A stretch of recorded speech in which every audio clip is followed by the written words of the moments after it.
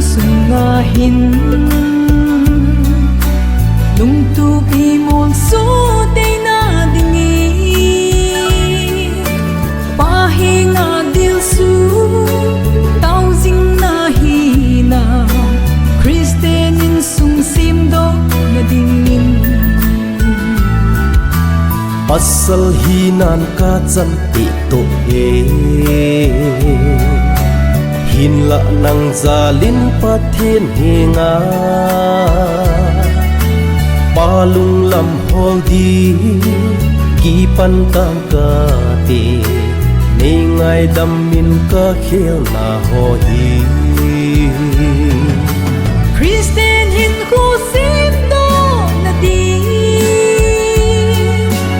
leya hi pathin chu chun le zu a hi zu pa lung thai na chon jing hi te na i ki lung sit na thon hi lo bom chu da hen Krista zao lo lung se hin ko a quý lung thầy đinh dòng khát ra pun te tao dinh hi te na go pa vang bo na di Christian in sung nom chu isem do na di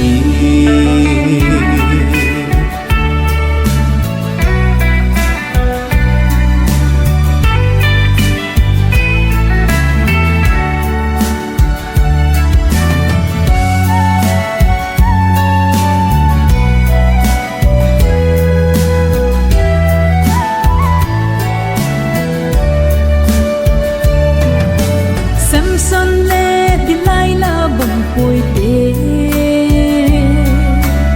Isaac le Rebecca hin ho bang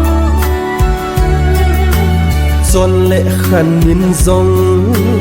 năm pi trôi sang đi mi vẹt duy thầy hin khô bằng hi tê Christian hin khô xem đó na đi lấy ya y pa thêm chu chun lệ zo a hi zo pa lung thầy na chọn dinh hi tê na đi ki lung se na hon hi lo bang chu da hen Krista zao lo lung se hin ko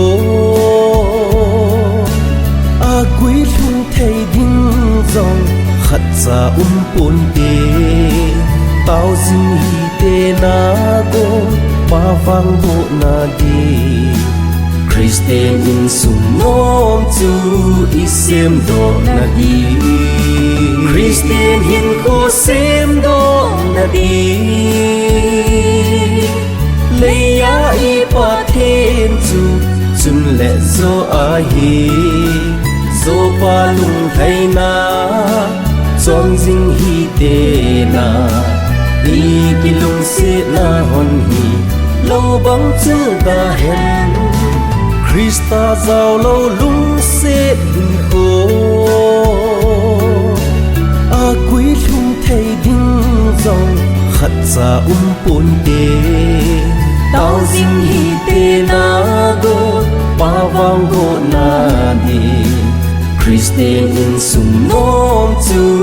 isem do na di Christian in sung nom chu isem do na di